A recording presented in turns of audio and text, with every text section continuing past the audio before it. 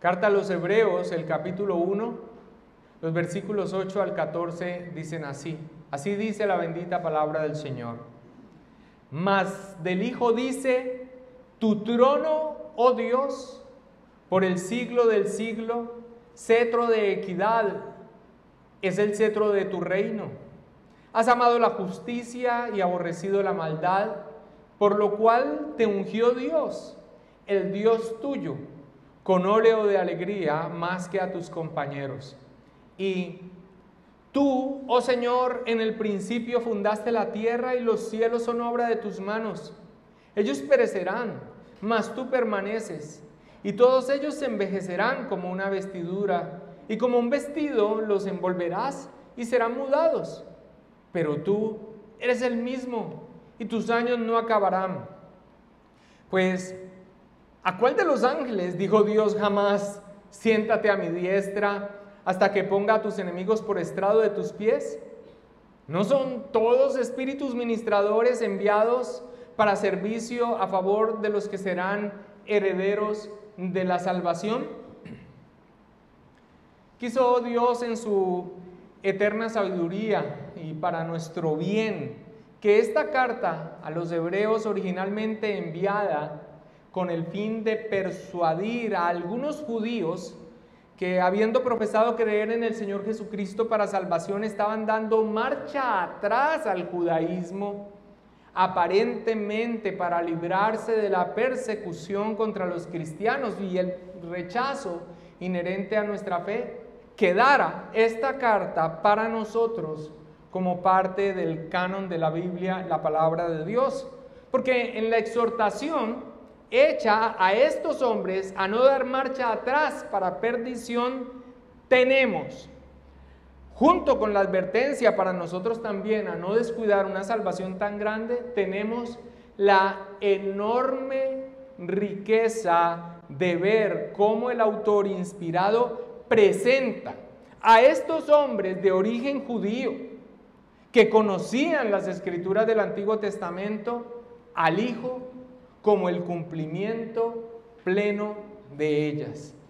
En estos últimos sermones particularmente hemos tenido la oportunidad de detenernos en cómo muestra desde las escrituras del Antiguo Testamento al Hijo como superior a los ángeles, entendiendo que esa comparación hace parte de la primera y fundamental afirmación con la que ha iniciado la carta, que en el Hijo tenemos la revelación plena de Dios para salvación, la revelación superior en el Hijo con respecto a la revelación pasada, y como lo explicamos en su momento, no en detrimento de las escrituras del Antiguo Testamento, sino el Hijo como su pleno cumplimiento. Y en ese tema de la revelación de Dios para salvación, para los judíos los ángeles eran tenidos en altísima estima por ser quienes mediaron la entrega de la ley de Dios en Sinaí. Así que mostrar la superioridad de aquel por el que una salvación tan grande, el Evangelio, es anunciada primeramente, como nos va a decir al iniciar el capítulo 1, tiene como objetivo advertir sobre la gravedad de lo que ellos están haciendo. Les recuerdo entonces, esta comparación, este mostrar a Jesucristo como superior a los ángeles, dentro de este primer tema fundamental y esencial de presentar a Jesucristo como el cumplimiento pleno de lo anunciado en las escrituras del Antiguo Testamento, la superioridad de la revelación en el Hijo frente a la revelación pasada, no en detrimento de ellas, sino como cumplimiento de ellas, y entrar a tocar el tema de la superioridad del Hijo frente a los ángeles, no se escapa de este tema de la revelación dada por Dios para salvación. Repito, para los judíos los ángeles eran tenidos en alta estima por la entrega de la ley. Ha estado haciendo toda esta comparación para decirnos, miren, si abandonar o ser infieles a ese antiguo pacto entregado por ángeles tenía las más graves consecuencias, ¿cómo será dar marcha atrás, ser infieles a aquello que nos ha sido anunciado por alguien que es superlativamente, que es superior a los ángeles, el Hijo? Así que tiene ese objetivo esta comparación de advertir sobre la gravedad de lo que ellos estaban haciendo. Precisamente esto es lo que nos dice en conclusión Hebreos capítulo 2, versículo 1 al 3. Leámoslo una vez más. Hebreos 2, 1 al 3. Por tanto es necesario, después de haber explicado todo este contraste, que con más diligencia atendamos a las cosas que hemos oído, no sea que nos deslicemos. Porque si la palabra dicha por medio de los ángeles fue firme y toda transgresión y desobediencia recibió justa retribución, esto claramente está hablando de la ley, ¿cómo escaparemos nosotros si descuidamos una salvación tan grande? La cual, habiendo sido anunciada primeramente por el Señor, nos fue confirmada por los que oyeron. Esto dice Hebreos 2, 1 al 3. Así que he traído nuevamente el contexto de lo que se viene exponiendo en esta secuencia de citas. Una secuencia de citas que utiliza el escritor bíblico, 3 pares de pasajes del Antiguo Testamento, para ser más exactos, con los que el autor de Hebreos sustenta esto: la superioridad del Hijo sobre los ángeles en el contexto y con el propósito que acabamos de explicar. Ahora, los 2 primeros pares de citas ya han sido explicadas y dedicamos los últimos sermones. En el primer par de citas que toma el escritor de Hebreos del Antiguo Testamento, lo trae como sustento para mostrar la declaración de Dios sobre el Hijo como Rey, de ese Mesías como exaltado en gloria en un trono eterno. Una declaración como esta jamás la dio de un ángel. Y el segundo par de citas, y al que dedicamos el sermón anterior, ante esta declaración, presenta esas 2 citas del Antiguo Testamento, el llamado a los ángeles a tributar adoración al Hijo y el servicio de ellos al designio divino como mensajeros y ministros de la voluntad divina. Aquí hago un pequeño resumen de lo que dan los 2 puntos, pero ya en su momento, en los sermones anteriores, trajimos los textos del Antiguo Testamento que presenta el escritor de Hebreos. Ahora, en el tercer par de citas, la superioridad del Hijo en la argumentación presentada por el escritor inspirado va llegando al clímax. Porque por medio de este tercer par de citas al que nos vamos a dedicar en el sermón de esta mañana, se afirma directamente de ese que es el Rey, que es el Mesías, que es exaltado, que es declarado en toda su majestad con poder, al que de ningún ángel se ha dicho esto, y el que en virtud de su obra los ángeles deben tributar adoración e incluso están sujetos a su voluntad como mensajeros ministros de este, en este par de citas, va a señalarle, va a decir de él que es Dios y que su reino eterno y justo está, además de esto, reafirmado con los atributos que la palabra del Señor en el Antiguo Testamento decían de él, que es eterno y que es inmutable. Reitero, en este par de citas del Antiguo Testamento, el escritor de Hebreos presenta del Rey, del Mesías, del Hijo, su deidad, su reino eterno y justo, terminando con una declaración de atributos divinos, su eternidad y su inmutabilidad. En otras palabras, presenta a este Rey exaltado como un Rey divino, como Dios. Y aunque ya ha afirmado la deidad del Hijo, iniciando su carta Aquí lo hace desde el Antiguo Testamento, presentando a este rey prometido, que es un hombre, pero aquí va a mostrar también desde el Antiguo Testamento que no solo es un hombre y es un rey, sino que es Dios mismo. El versículo 8 y 9 de Hebreos 1 inicia diciendo, la porción a exponer, mas del Hijo dice, tu trono, oh Dios, por el siglo del siglo, cetro de equidad es el cetro de tu reino. Has amado la justicia y aborrecido la maldad, por lo cual te ungió Dios, el Dios tuyo, con óleo de alegría, más que a tus compañeros.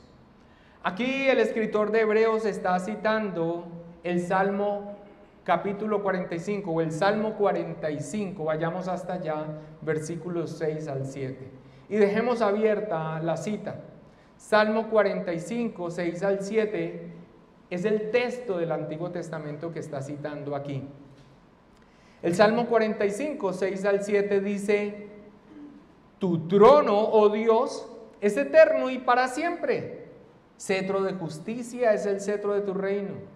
Has amado la justicia y aborrecido la maldad.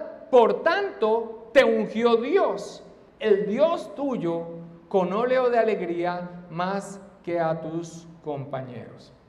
Ese Salmo 45, por favor no vaya a perder la cita, es una canción de amor escrita en honor a un rey aparentemente para su boda. En la primera parte, ese Salmo 45 nos habla de la gracia y de la excelencia del rey. También nos habla augurando el triunfo en la batalla de ese rey y describe el reino de ese rey, su gobierno, como próspero. Y es un gobierno próspero porque avanza, o como dice allí, cabalga sobre la verdad, sobre la humildad y la justicia.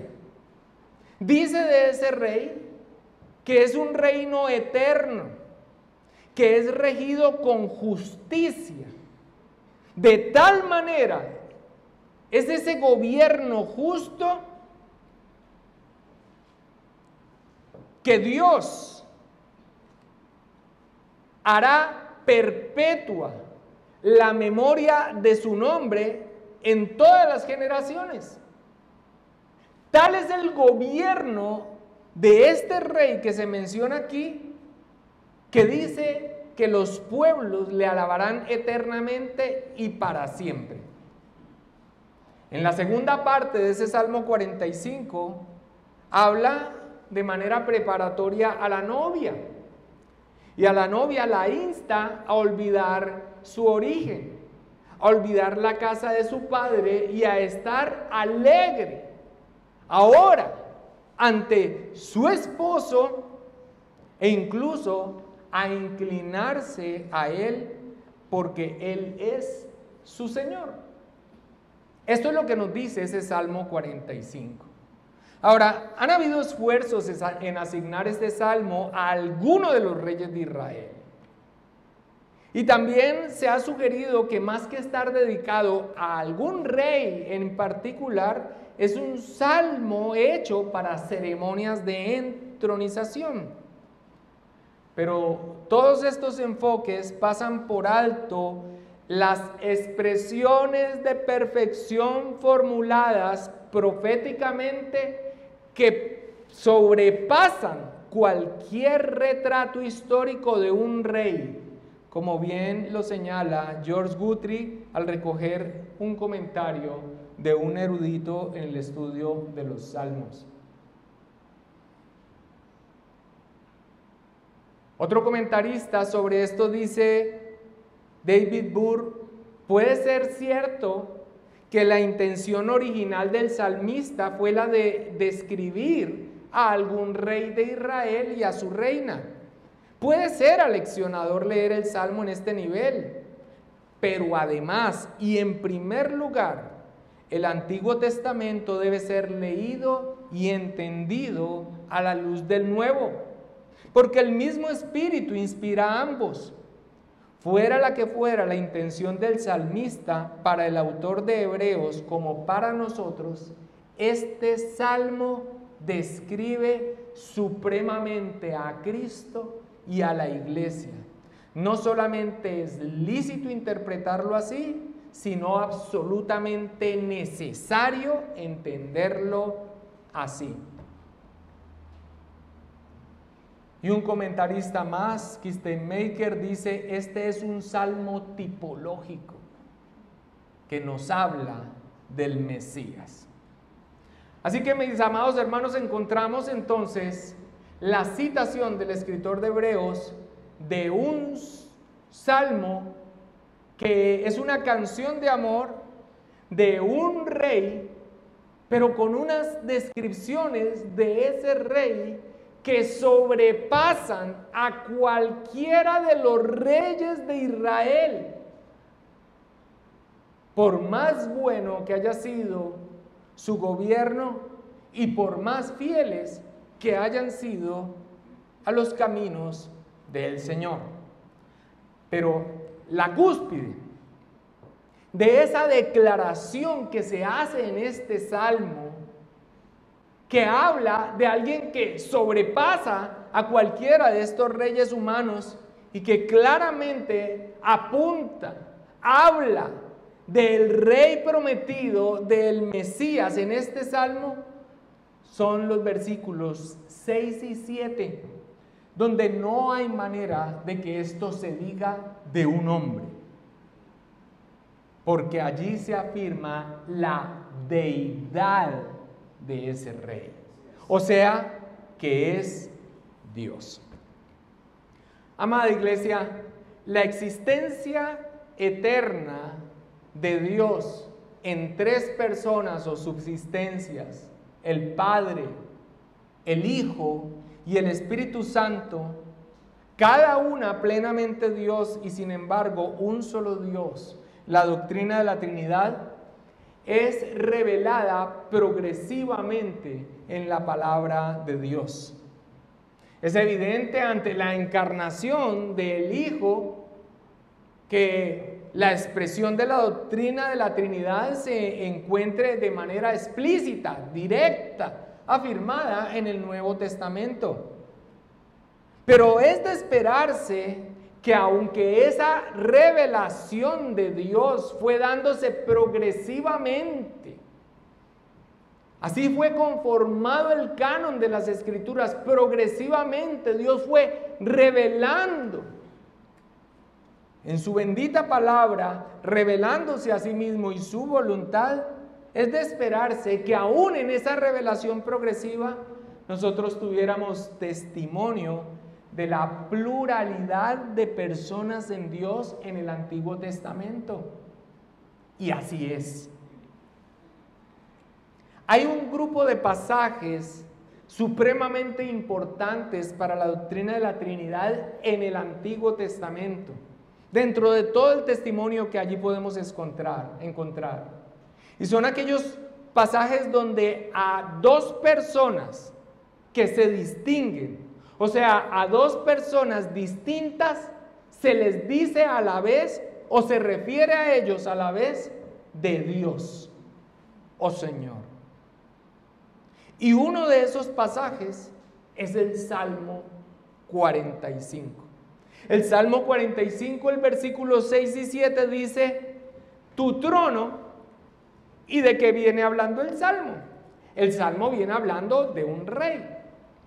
El Salmo, entonces, parece apuntar a la ceremonia o a la boda de un rey. Y empieza a describir a ese rey, a su reino, sus calidades, su fortaleza en la batalla, su gobierno justo. Todo esto maravilloso, pero va en un crescendo que uno dice, bueno, ¿de cuál rey se estaría hablando? Y rápidamente uno piensa, David, Salomón. Pero cuando se llega a este versículo 6 y 7 y dice de ese rey: tu trono, oh Dios, es eterno y para siempre, cetro de justicia es el cetro de tu reino. Has amado la justicia y aborrecido la maldad, Por tanto te ungió Dios, el Dios tuyo, con óleo de alegría, más que a tus compañeros. No solamente queda uno impactado por lo que se está diciendo de aquel que está en ese trono, se está refiriendo a él como Dios, sino que se está hablando de otro que se distingue de él y que le ungió. Y le ungió porque ese que está en el trono ha amado la justicia y aborrecido la maldad. Pero ese otro distinto lo ha ungido. A ese otro distinto del que está en el trono y al que se le dice Dios, ese le ha ungido con óleo de alegría más que a sus compañeros.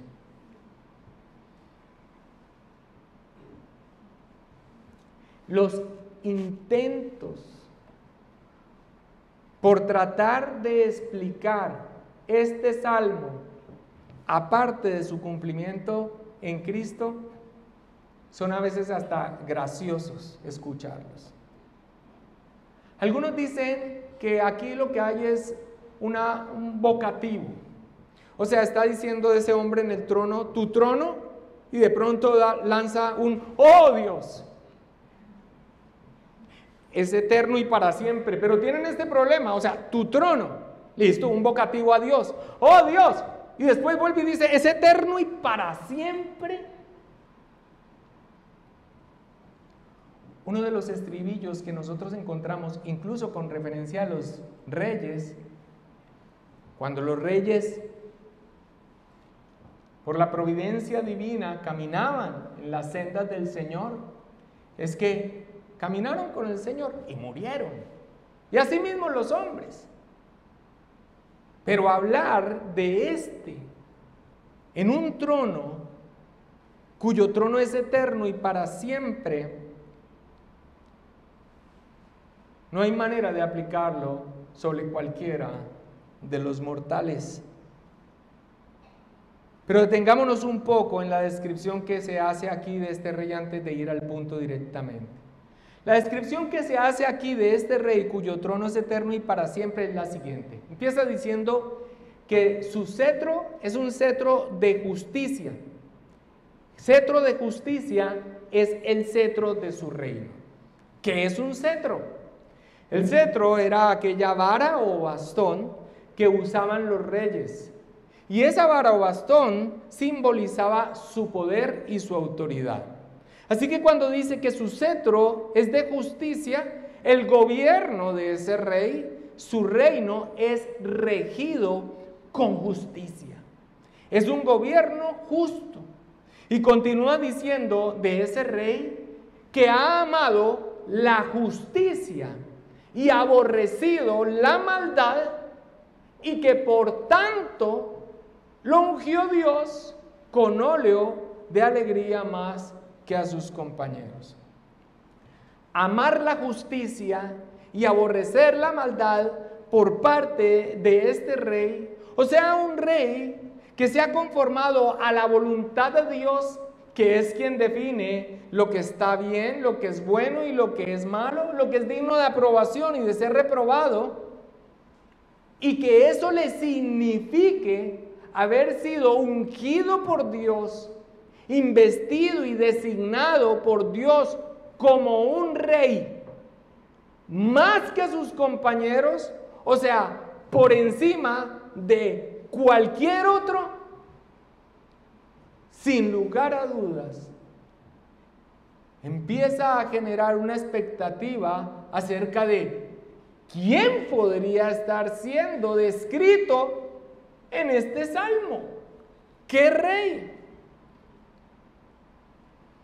Ahora, las descripciones tan sublimes que se dan aquí de este rey hizo que se entendiera que este salmo hablaba del Mesías venidero, más allá de si se compuso en su momento para un rey en particular, tal vez dando expresiones mucho más altas de lo que realmente el rey merecía. Ninguno de los reyes de Israel, por más fieles que fueran al Señor y sus reinados admirados por su poder y sabiduría, podría ser descrito en este salmo. La Biblia nos recuerda en los pecados de los reyes de Israel, en sus torpezas y oscuridades, que ninguno de ellos llenaba las expectativas de aquel que se esperaba.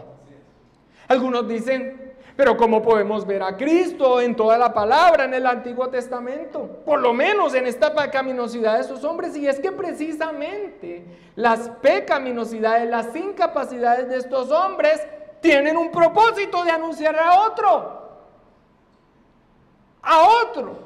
al que habría de venir. Algunos se quedan admirados con David. Oh, Salomón. David, un hombre conforme al corazón de Dios. Un hombre conforme al corazón de Dios no es aquel que a plenitud amó la justicia y aborreció la maldad. Un hombre conforme al corazón de Dios es el que por la acción del Espíritu Santo puede decir: he pecado contra el cielo y contra ti. Adúltero, asesino, no se le permitió, aun cuando Dios hizo su pacto con él, claramente, la promesa del rey que vendría de sus lomos, de su linaje, no se le permitió porque, como Dios mismo le dice, sus manos están manchadas de sangre. Y Salomón,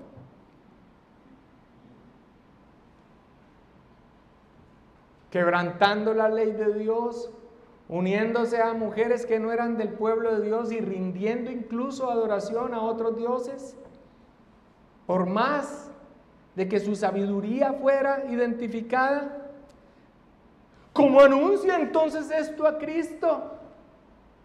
En las incapacidades de estos reyes. Por más que se destacaran, Josías, no, por más que se destacaran, aún en la pecaminosidad de estos reyes y sus inconsistencias, se proclama la necesidad de otro. Aquel cuyo reino tendría un cetro de justicia. Aquel que en virtud de amar la justicia y aborrecer la maldad, Dios, el Dios de él, le ungiría con alegría más que cualquiera de sus compañeros. Ese rey es Cristo.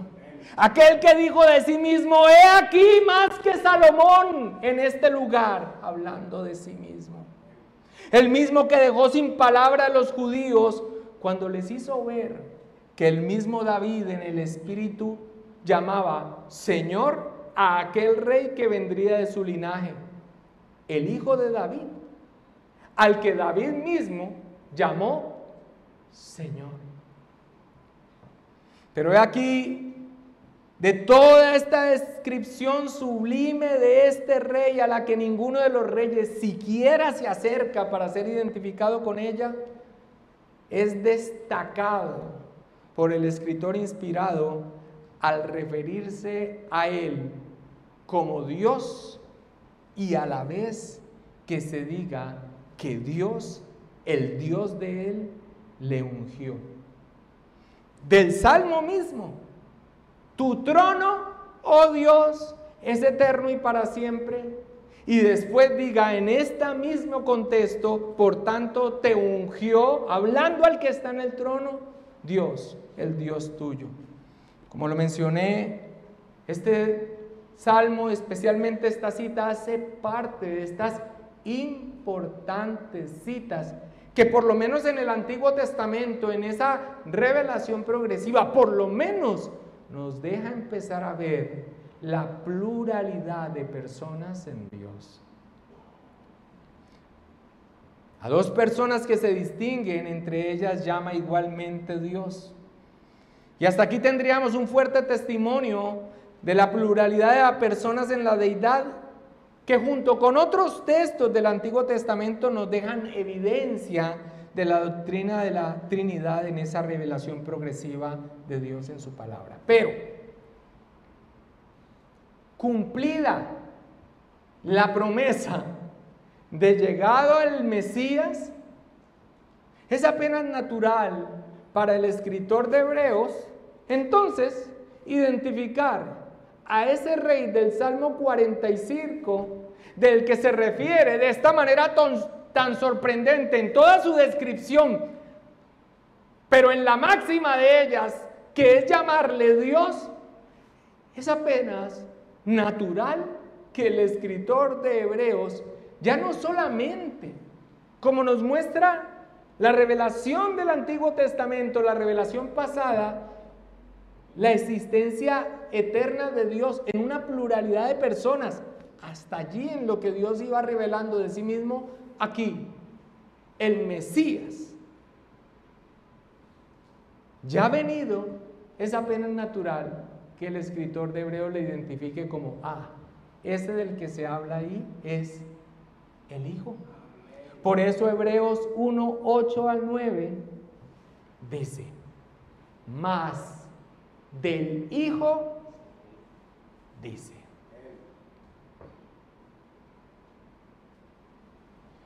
Tu trono, oh Dios, por el siglo del siglo, cetro de equidad es el cetro de tu reino. Has amado la justicia, aborrecido la maldad, por lo cual te ungió Dios, el Dios tuyo, con óleo de alegría más que a tus compañeros. Ahora, a nosotros los cristianos nos bastaría con la afirmación de la autoridad apostólica, de la identificación de quién está hablando el Salmo 45.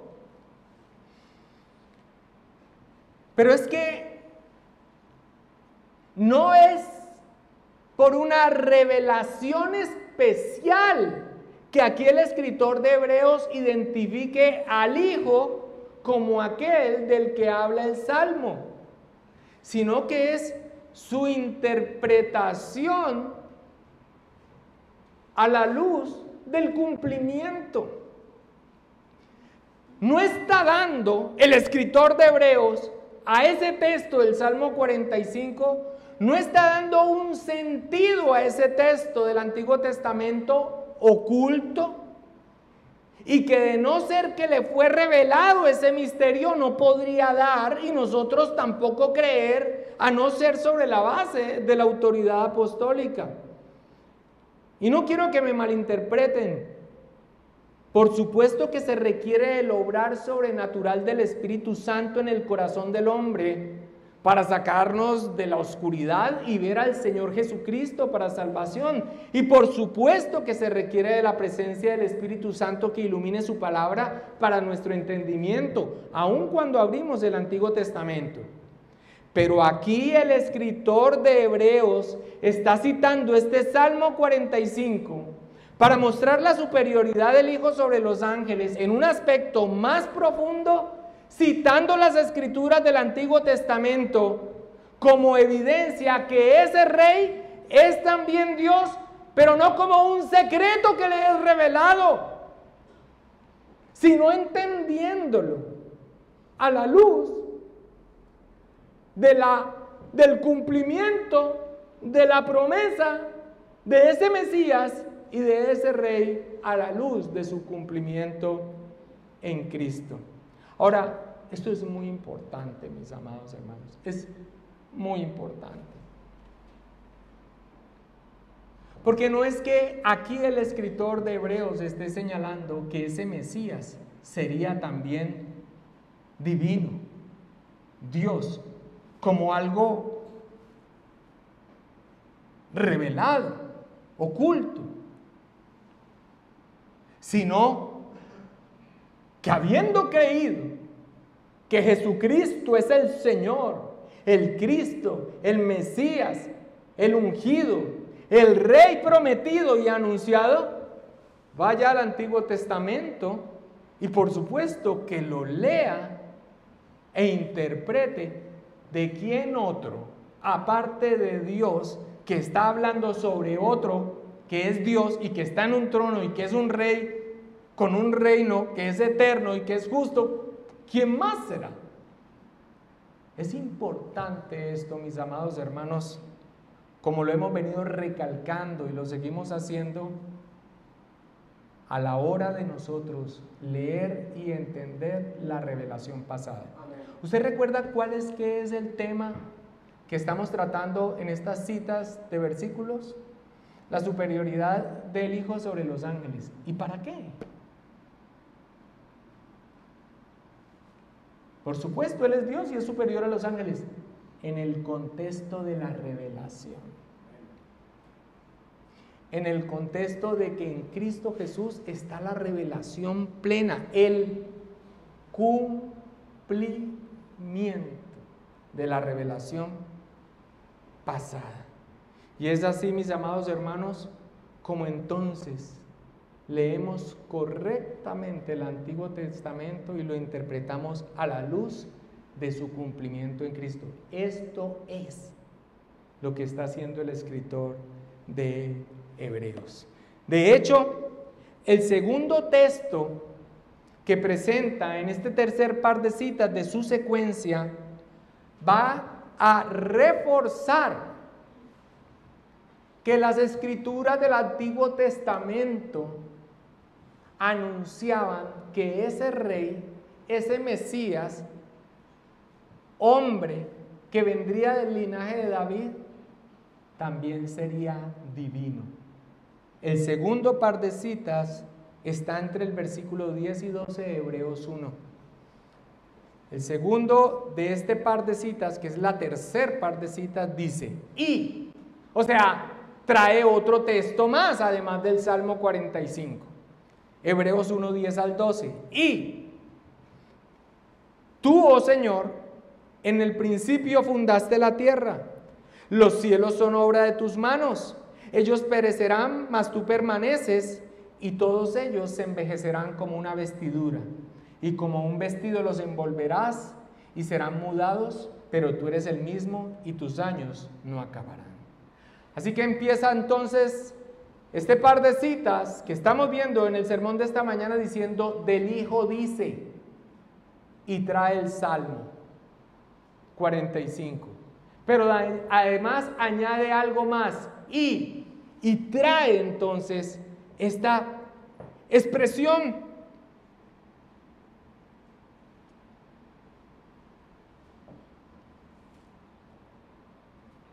Tú, oh Señor, en el principio fundaste la tierra, hablando del mismo, del Hijo, del que está en el trono. Los cielos son obra de tus manos. Ellos perecerán, mas tú permaneces, y todos ellos envejecerán como una vestidura, y como un vestido los envolverás, y serán mudados, pero tú eres el mismo y tus años no acabarán. ¿De qué hombre se podría decir esto? Sino del único, que es hombre y Dios. Aquí cita el Salmo 102 y lo cita desde la traducción griega. La variante más significativa de la traducción griega de la Septuaginta es que en vez de utilizar el nombre de el Elohim, traduce Kyrios o el Señor para referirse a Dios. Específicamente cita el Salmo 102, 25 al 27. Vayamos allá. Este Salmo 102, 25 al 27 dice así: desde el principio tú fundaste la tierra, los cielos son obra de tus manos. Ellos perecerán, mas tú permanecerás, y todos ellos como una vestidura se envejecerán.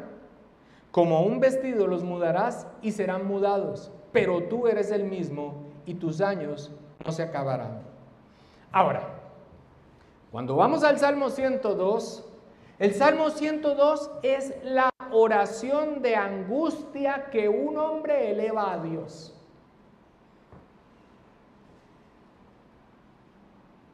Así se resume la condición de sufrimiento de este hombre en el Salmo 2, no identificado. Para esto voy a echar mano del comentario de George Guthrie. Dice, esta persona, escucha, esta persona en la agonía del sufrimiento parece estar a las puertas de la muerte. Sus recursos físicos se consumen al ser asaltado por sus enemigos, pero sobre todo al saber que de alguna manera está experimentando la ira de Dios sobre él. Leamos algunos apartes de esto. Versículo 1 y 2 del Salmo 102. Jehová, escucha mi oración y llega a ti mi clamor. No escondas de mí tu rostro en el día de mi angustia. Inclina a mí tu oído. Apresúrate a responderme el día que te invocare. Versículo 8 al 10. Cada día me afrentan mis enemigos, los que contra mí se enfurecen, se han conjurado contra mí, por lo cual yo como ceniza a manera de pan y mi bebida mezclo con lágrimas, a causa de tu enojo y de tu ira, pues me alzaste y me has arrojado. Una expresión, una oración de angustia por un hombre en esta condición. Pero la nota de esperanza que encontramos en esta oración en medio del sufrimiento es traer a la memoria la eternidad de Dios, su inmutabilidad y su misericordia. Leamos versículos 12 al 13. Y voy a hacer el cambio que hace la Septuaginta. Mas tú, Señor, permanecerás para siempre. Tu memoria de generación en generación. Te levantarás y tendrás misericordia de Sión, porque es tiempo de tener misericordia de ella, porque el plazo ha llegado. Versículo 25 y 27. Desde el principio tú fundaste la tierra y los cielos son obra de tus manos.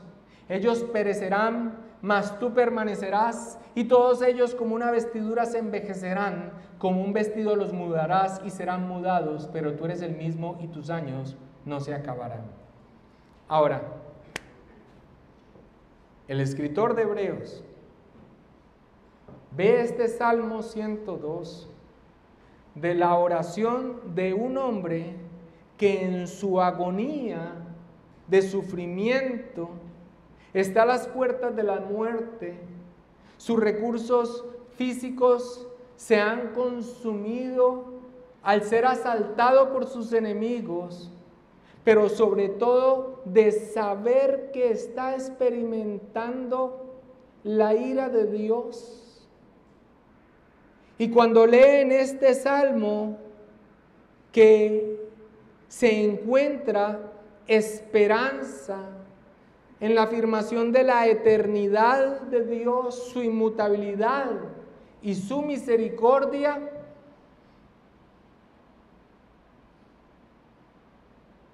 no se requiere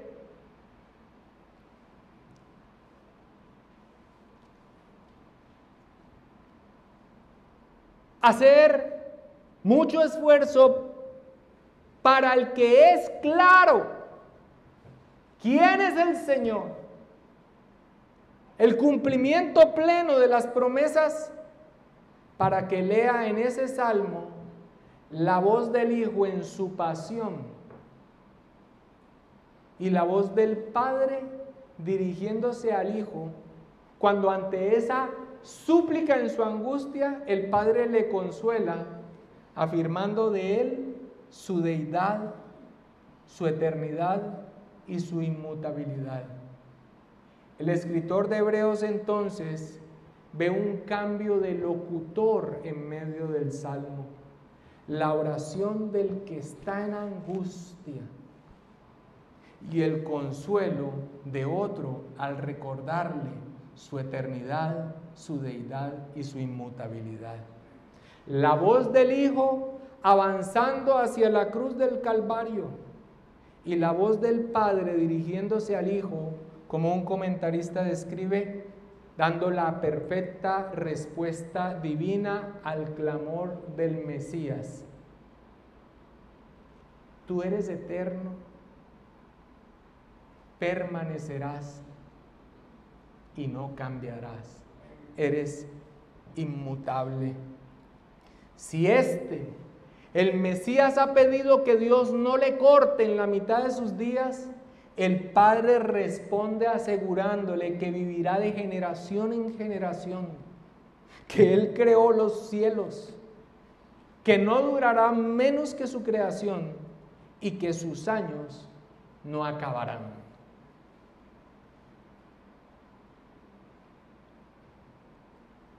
MacDonald sobre este salmo dice: aquí tenemos el privilegio de escuchar la conversación que mantuvieron las personas de la Trinidad cuando el Señor Jesús expiaba los pecados del mundo.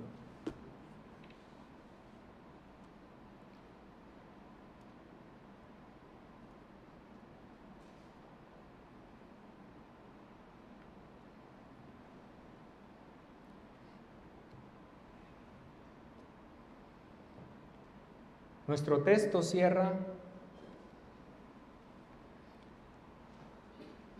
precisamente cerrando ese inclusio, esa figura que el pastor Julián se refirió, nos enseñó, donde el escritor bíblico menciona algo al principio de una idea y al final lo mismo, para mostrar que todo lo que está allí contenido está hablando del mismo tema.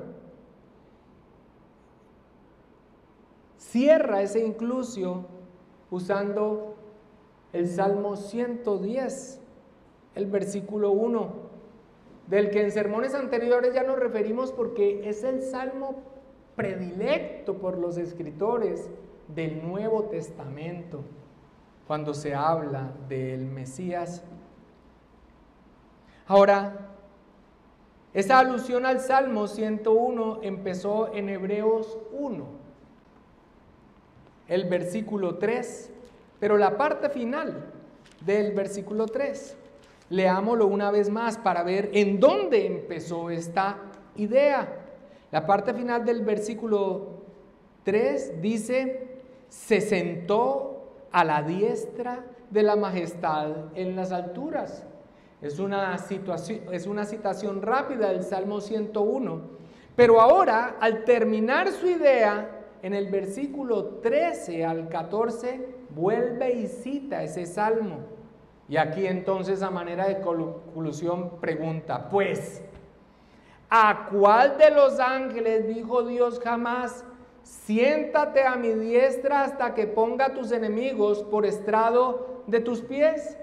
Así que entonces, el escritor de Hebreos, en esta comparación del Hijo con los ángeles, mostrando su superioridad dentro del contexto de la revelación para salvación, todo lo que hemos estado viendo, inicia con el Salmo 101, cierra con el Salmo 101, mostrando que todo lo que está mostrando en medio de estos dos textos está hablando del mismo punto. ¿Cuál? Que el Señor Jesucristo, en Él, Dios nos ha hablado plenamente para salvación. Que la revelación pasada, Dios, habiendo hablado muchas veces y de muchas maneras, en otro tiempo, por sus siervos, los profetas, a nuestros padres, en estos días, con el propósito de mostrar a estos hombres que infielmente estaban dando marcha atrás del único camino de salvación, que ni siquiera su aprecio por los ángeles los sostendría, como si se estuvieran devolviendo a un lugar seguro, a la ley, al Antiguo Testamento. No. Por más en alta estima que tuviera estos seres celestiales, estos hombres, debían entender que incluso aquel que anunció esa salvación tan grande, que también es el Evangelio, tendría entonces repercusiones peores para su vida. Por eso termina a manera de conclusión, cerrando. ¿A cuál de los ángeles dijo Dios jamás: siéntate a mi diestra hasta que ponga a tus enemigos por estrado de tus pies? ¿A cuál, amada iglesia? ¿A cuál? A ninguno. Y dice de ellos: ¿no son todos espíritus ministradores enviados para servicio a favor de los que serán herederos de la salvación? Una vez más trayendo la labor importante de los ángeles, pero aún sujetos a aquel que tiene el control de todo lo creado, pero más allá, incluso sirviendo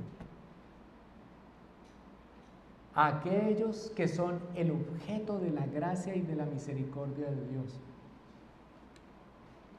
los que serán herederos de la salvación. En 2 meses, si Dios nos da vida, todos nos encontraremos aquí, si no es otra su determinación, mostrando al escritor de Hebreos, dentro de un sustento importantísimo, de explicar a estos hombres por qué se tuvo que hacer el Hijo eterno, Dios, el que acaba de escribir, hombre, pero haciendo esta comparación con los ángeles y diciéndole: se hizo hombre para salvar a la descendencia de Abraham, no a los ángeles, mostrando aún al hombre como la cúspide de la creación, pero todo esto cumplido en Cristo. Mis amados hermanos, a manera de conclusión brevemente, la primera enseñanza que nos deja todo este texto expuesto en varios sermones no es explícita en el texto, pero sí deriva en lo que hace el autor bíblico, por supuesto, impulsado por el Espíritu Santo de Dios, y es servirse de las Escrituras del Antiguo Testamento para presentar su cumplimiento en Cristo Jesús. Apenas él toca un tema, inmediatamente trae las Escrituras. Y esto, mis amados hermanos, debe una vez más para nosotros reafirmarnos en el lugar que tiene la revelación de Dios para salvación en nuestras vidas. La palabra de Dios, el primerísimo. Él es la fuente. La palabra de Dios es la norma suprema de fe y práctica para salvación. De fe para salvación. ¿Y cómo vivimos nuestra vida? La palabra de Dios. De allí, mis amados hermanos, el esfuerzo continuo de exponerla desde los púlpitos que quieren ser fieles al Señor y presentada como una autoridad incuestionable. Por eso, cuando nos acercamos a la palabra del Señor, como una y otra vez nuestro pastor Pablo Andrés lo enseña, no nos acercamos como quien pone una lupa sobre el objeto estudiado de manera crítica. Nos acercamos sujetos a lo que sabemos que es la palabra de Dios, pidiendo luz para entenderla en Cristo Jesús. El segundo punto, amados hermanos, es que es una convicción sólida y fundamental nuestra, hermanos, que la palabra del Señor debe ser interpretada cristocéntricamente. Esta es la manera de entender todo lo que Dios ha revelado de sí mismo para salvación. Si no es así, se cae en tremendos disparates en pensar que Dios tiene planes dobles para la eternidad. Además de esto, mis amados hermanos, el reafirmarnos en la divinidad de nuestro Señor Jesucristo. Hablaremos acerca de su humanidad, pero el que pierda de vista que aquel que se hizo hombre es Dios.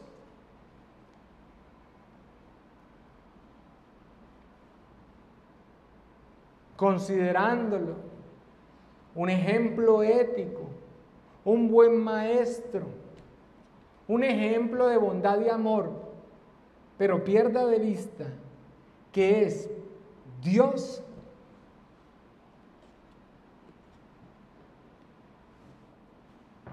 Pierde de vista la esencia de la salvación, el Evangelio está en oscuridad. Afirmémonos entonces en las verdades eternas, que nuestra fe sea fortalecida sobre la palabra del Señor y viendo su gloria y su sabiduría expresada en la salvación en Cristo Jesús, vivamos vidas que le den gloria y honra, mis hermanos.